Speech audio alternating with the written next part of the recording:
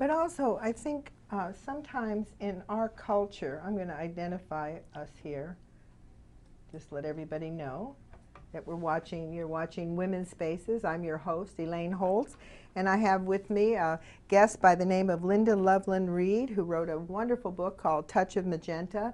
I started to read it, and I thought it's a very interesting book. It's a mystery novel, and I'm not going to say anything about what's in, because I think the best part about a mystery novel is to discover the mystery and what's going on. But what I'm hearing you say, too, is that you need the support when you're trying to do a project like this. And I think one of the mistakes that we make as women is we think we have to do everything by ourselves. You know, we don't realize that we need support. And I think that's a very important concept to bring forth. So thank you so much for sharing that. You know, how did you come to write this particular story? I mean, you know, is the story, the Magenta story, is it reflecting anything of your own life? You know, what would you like to share about that aspect of it? I think that perhaps everything we write contains a biographical element to it. And we collect insights and forebodings from our childhood, and we fall in love and we marry and we sometimes divorce, we have children, we work and we play, all of which is a bundle of notions which we bring to our writing, which we decide how we're going to view life, into how we see it, how slanted is it, how open is it, how we are reflected on life ourselves. And I think that I really believe that all of our experiences that we have, whether we are even consciously aware of them, affect our character and inform our writing. And I know for me, something happened to me when I was 2 years old. I have no memory of it. It's kind of a Rashomon story in that my mother took me and left me. And I asked different members of the family at that time, and everybody has a different story. So I really actually never did find out the real story. She took me to a nursery school with a note. She took me to a friend's and never returned. Everybody seems to have a different story.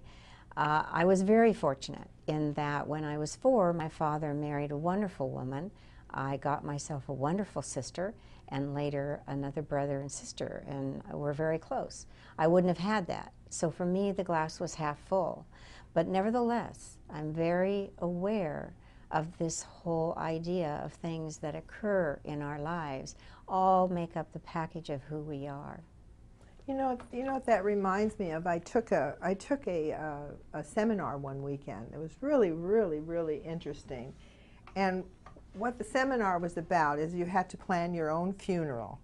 Oh. You know, you had to do your own epitaph, you know, the whole thing, you know, what was going to go on your tombstone. And then the teacher said, okay, now that you've done all this, why don't you stop and find out anything that you would have liked to change? And it was really interesting. I started all these things I wanted to change, but every time I tried to change something, I saw that this would change that I didn't want to change. And by the end of the seminar, and this was 95% of the group, the same experience, they said that after they went through the exercise, they recognized that there was really nothing that they wanted to change because it brought them to the place that they were today. And I thought that was very interesting. So thank you for sharing that. And just go into a little bit about what you think is unusual about this story. It sounds like you gathered a lot of information from your own experience and probably put it into the novel. What was unusual to you? And did you find out anything while you were writing the story that was particularly insightful for you? Yes, I did. I found that my characters found very insightful things about themselves. And Touch of Magenta is not a traditional love story, and I think that's what makes it different. There's romance. There's certainly romance, but it really is following the lives of 2 women and exploring what we all have the right to, which is to know our own personal history, and that all secrets be revealed, that all lies be untold. And so we follow Corey for 7 days in Sonora in 1971 as she tries to discover the facts that have come out of her mother's will, and a mystery has evolved out of that. And then we follow Pegeen, who in 1895 falls in love with Chan Lee.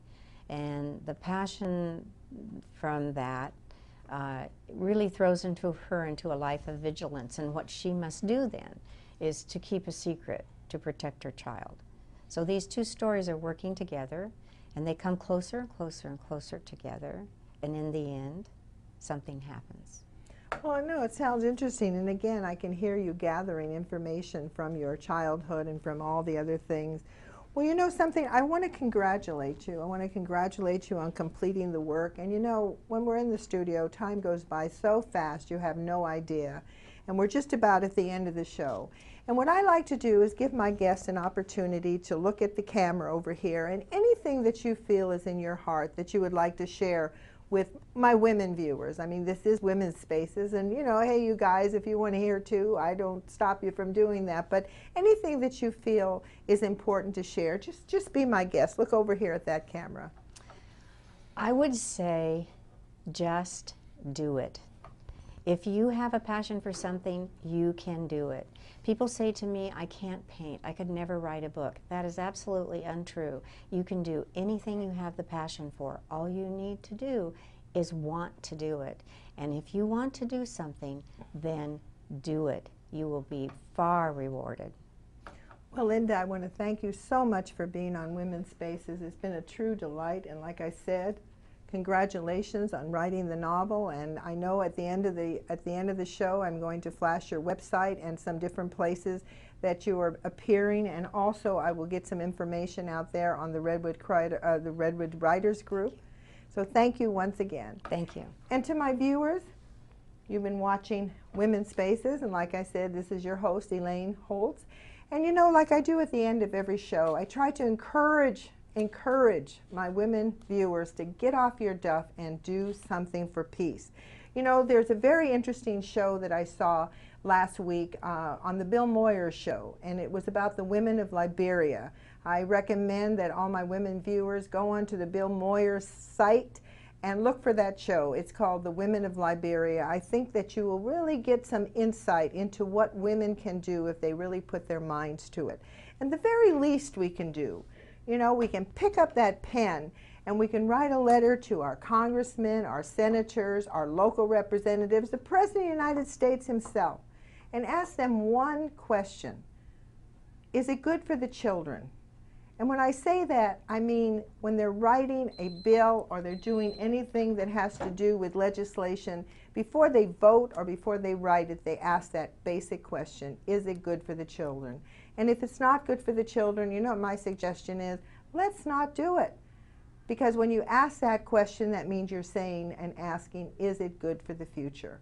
Anyway, this is Elaine Holtz with Women's Spaces saying goodbye until the next time. In your life, we'll do what you must do to comfort you and calm you down and let you rest now. The woman in your life, she can rest so easily.